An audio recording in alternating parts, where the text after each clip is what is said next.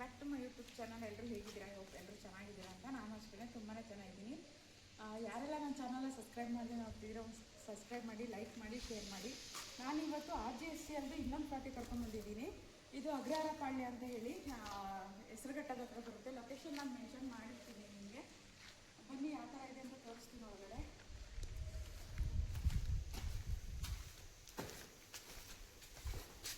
ಇದು ಟೋಟಲು 9 ಮನೆ ಇದೆ. ಇದೆಲ್ಲ ಆಲ್ಮೋಸ್ಟ್ ಆಗೋಗಿದೆ. ಎಲ್ಲ ಲಾಕ್ ಮಾಡಿದ್ದಾರೆ. ಹೊರಗಡೆ ಎಲ್ಲ ತೋರಿಸಿದ್ದು ನಾನು ಮೇಲ್ಗಡೆ ಫ್ಲೋರಲ್ಲಿ ಒಂದು ಫ್ಲೋರ್ ತೋರಿಸ್ತೀನಿ ಯಾವ ಥರ ಇದೆ ಹೊರಗಡೆ ಅಂತ ಹೇಳ್ಬಿಟ್ಟು. ಬನ್ನಿ. ಇನ್ನೊಂದೇನಪ್ಪ ಅಂದರೆ ಪಾಪ ಇವರು ಮನೇನ ಮೇಲ್ಗಡೆ ಸ್ವಲ್ಪ ತೋರಿಸಿ ನಾವು ವಿಡಿಯೋ ಮಾಡ್ಕೋಬೋದಾ ಅಂತ ಕೇಳಿದ್ದಕ್ಕೆ ಆರಾಮಾಗಿ ಮಾಡ್ಕೊಳ್ಳಿ ಮೇಡಮ್ ಅಂತ ಹೇಳಿದರು. ಬಟ್ ಯಾರು ಕಮೆಂಟ್ ಮಾಡಬೇಡಿ ಆಗಿದೆ ಹೀಗಿದೆ ಅಂತ ಹೇಳ್ಬಿಟ್ಟು.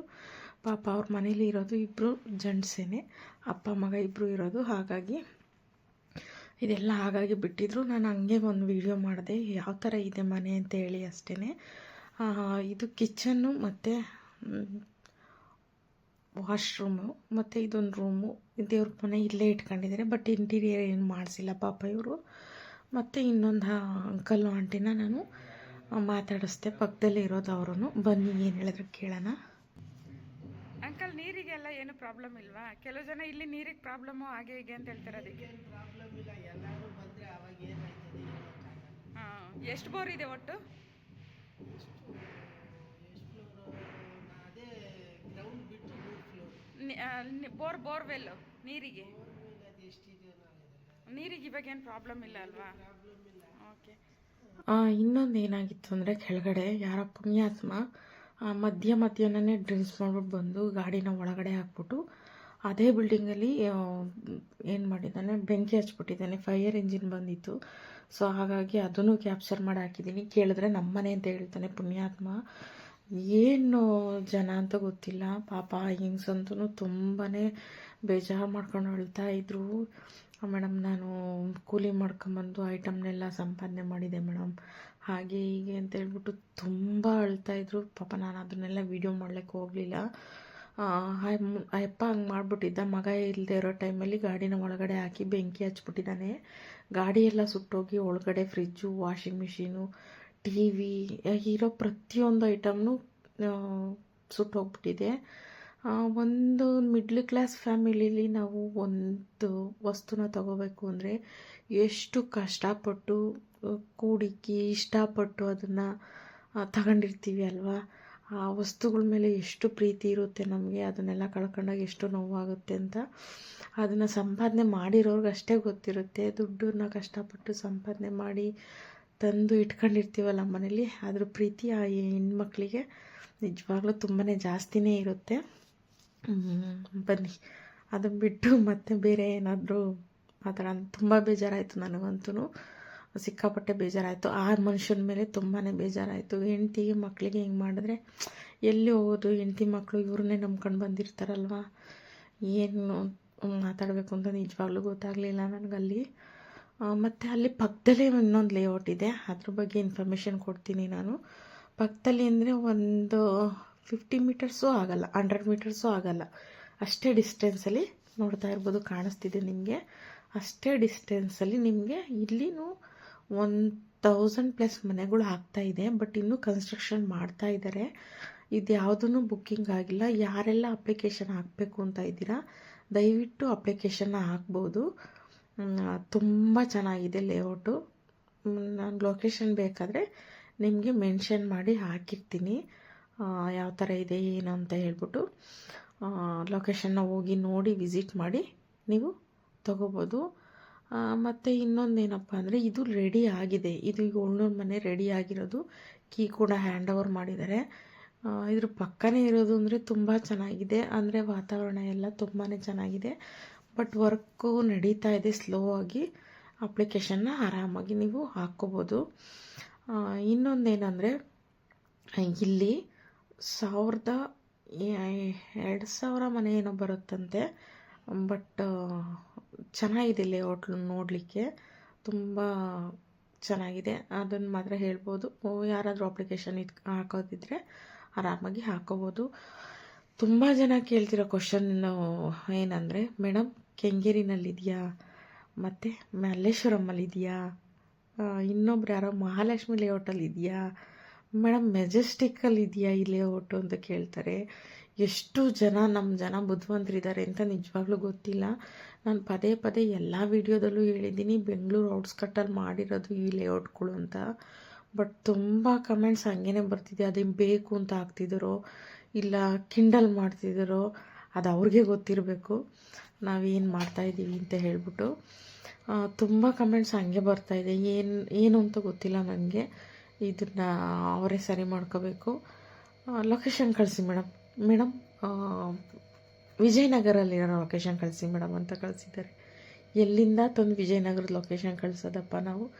ಬೆಂಗಳೂರು ವಿಜಯನಗರದಲ್ಲಿ ಸೈಟ್ 1 ಎಕರೆ ತಗೊಂಡು ಇವರು ಗೌರ್ಮೆಂಟ್ನವರು ಜಾಗ ಮಾಡಿ ಅದನ್ನು ಕಟ್ಟಿ ಕೊಡೋಕ್ಕಾಗುತ್ತಾ? ಏನು ಜನ ಅಂತ ಗೊತ್ತಿಲ್ಲ.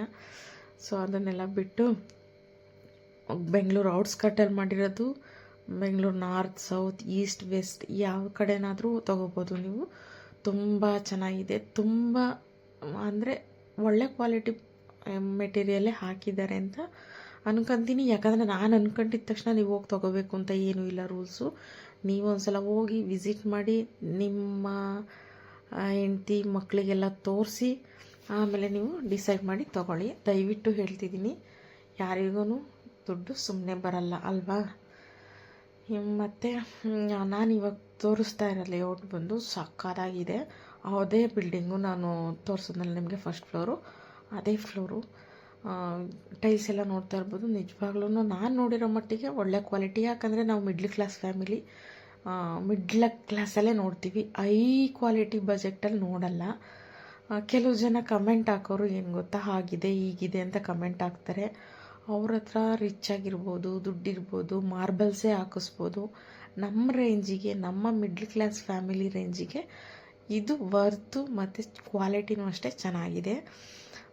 ಎಲ್ಲೋ ಒಂದು ಚಿಕ್ಕ ಮನೇಲಿರೋರಿಗೆ ಈ ಥರ ಮನೆಗಳು ನಿಜವಾಗ್ಲೂ ಖುಷಿ ಕೊಡುತ್ತೆ ಅಂತ ನಾನು ಅಂದ್ಕೊಂಡಿದ್ದೀನಿ. ನಾವು ಲಕ್ಸುರಿಯಾಗಿ ಬದುಕಿ ಲಕ್ಸುರಿಯಾಗಿದ್ದು ಅಭ್ಯಾಸ ಇಲ್ಲ ಅಲ್ವಾ? ಇದರಲ್ಲೇ ತೃಪ್ತಿ ಪಡುವ ಜನ ಮಿಡ್ಲ್ ಕ್ಲಾಸ್ ಫ್ಯಾಮಿಲಿಯವರು. ಹಾಗಾಗಿ ಹೇಳ್ತಾ ಇದ್ದೀನಿ. ಸ್ಟೆಪ್ಸ್ ಅಂತೂ ಎಷ್ಟು ಫ್ಲಾಟಾಗಿ ಮಾಡಿದ್ದಾರೆ ಅಂದರೆ ನಿಜವಾಗ್ಲೂ ಹತ್ತಲಿಕ್ಕೆ 3 ಫ್ಲೋರ್ನ ಕಂಫರ್ಟಬಲ್ ಆಗಿದೆ. ಎಷ್ಟು ಹೈಟ್ ಅನಿಸಲ್ಲ ಮತ್ತು ಕಾಲು ನೋವು ಬರಲ್ಲ, ಕಂಫರ್ಟಬಲ್ ಆಗಿದೆ, ಆರಾಮಾಗಿ ಹತ್ಬೋದು. ಇದೇನು ಇನ್ನು ತುಂಬ ಹೈಟು ನಮ್ಮ ಬಾಡಿಗೆ ಮನೆಗಳಲ್ಲೆಲ್ಲ ಇರುತ್ತಲ್ಲ, ಎಷ್ಟು ಚಿಕ್ಕದಾಗಿ ಎಷ್ಟು ಹೈಟಲ್ಲಿ ಇಟ್ಟಿರ್ತಾರೆ, ಅದನ್ನು ಹತ್ತೋಷ್ಟರಲ್ಲೇ ಕಾಲು ನೋವು ಬಂದಿರುತ್ತೆ. ಆ ಥರ ಎಲ್ಲ ಏನಿಲ್ಲ. ನೀವೊಂದು ಸಲ ಹೋಗಿ ಸುಳ್ಳು ಫೇಕು ಅಂತ ಹೇಳೋರು ಫಸ್ಟ್ ಆಫ್ ಆಲ್ ಅಲ್ಲಿ ಹೋಗಿ, ಈ ವಿಡಿಯೋನಲ್ಲಿ ಲೊಕೇಶನ್ ಹಾಕಿರ್ತೀನಿ ನಾನು ಡಿಸ್ಕ್ರಿಪ್ಷನ್ ಬಾಕ್ಸಲ್ಲಿ. ಸುಳ್ಳು ಅಂತ ಹೇಳೋದ್ರ ಬದಲು ನೀವು ಒಂದು ಸಲ ಹೋಗಿ ವಿಸಿಟ್ ಮಾಡಿ ಆಮೇಲೆ ನನಗೆ ಮೆಸೇಜ್ ಮಾಡಿ, ಏನು ಮೇಡಮ್ ಹಿಂಗೆ ಸುಳ್ಳು ಹೇಳಿದ್ದೀರಾ ಅಂತ ವಿತ್ ಪ್ರೂಫ್ ಮೆಸೇಜ್ ಮಾಡಿ ನನಗೆ. ಇಲ್ಲ ಅಲ್ಲೇ ಹೋಗಿ ಕೇಳಿ ಇದು ಸುಳ್ಳು ಹಾಕಿದ್ದಾರೆ, ನಾನು ಬೇರೆ ವಿಡಿಯೋನ, ಇವಾಗ ಯಾವುದೋ ಕಂಪ್ನಿ ವಿಡಿಯೋನ ಯಾವುದೋ ರಿಯಲ್ ಎಸ್ಟೇಟ್ ಅವ್ರು ಮಾಡಿರೋ ಲೇಔಟ್ಗೆ ಹೋಗಿ ವಿಡಿಯೋ ಮಾಡಿ ಹಾಕೋಕ್ಕಾಗುತ್ತಾ? ನನಗೆ ಅದರಿಂದ ಏನು ಲಾಭ ಹೇಳಿ ಅಲ್ವಾ? ನೀವು ಒಂಚೂರು ಅರ್ಥ ಮಾಡ್ಕೊತೀರಾ ಅಂತ ಅಂದ್ಕೊಂಡಿದ್ದೀನಿ. ಈ ವಿಡಿಯೋ ಬಂದು ನಾನಿವಾಗ ಮಾಡ್ತಾ ಇರೋದು ಬೆಂಗಳೂರು ದಾಸನಪುರ ಅಂತ ನೋಡಿರ್ಬೋದು. APMC ಆ್ಯಡು ಶಿಫ್ಟ್ ಆಗಿದೆಯಲ್ಲ, ಈ ಈರುಳ್ಳಿ ಮಂಡಿ ಶಿಫ್ಟ್ ಆಗಿದೆಯಲ್ಲ, ಅಲ್ಲಿ ಬರೋದು. ಅಲ್ಲಿ ಪಕ್ಕನೇ ಇದೆ, ತುಂಬ ಸಕ್ಕತ್ತಾಗಿದೆ. ಆಲ್ರೆಡಿ ಬಂದಿದ್ದಾರೆ ಇಲ್ಲಿ ಮನೆಗಳಿಗೆಲ್ಲ. ಬಟ್ ನೋಡ್ಲಿಕ್ಕಂತೂ ಸಕ್ಕತ್ತಾಗಿದೆ ವಾತಾವರಣ. ನೋಡ್ತಾ ಇರ್ಬೋದು 80 ಫೀಟ್ ರೋಡ್ ಇದೆ, ಮತ್ತು ಪಕ್ಕದಲ್ಲೆಲ್ಲ 30 ಫೀಟ್ ರೋಡ್ಗಳು. ಸೇಮ್ BDA ಲೇಔಟ್ ಯಾವ ಥರ ಇರುತ್ತೆ ಅದೇ ಥರ ಕನ್ಸ್ಟ್ರಕ್ಷನ್ ಮಾಡಿದ್ದಾರೆ.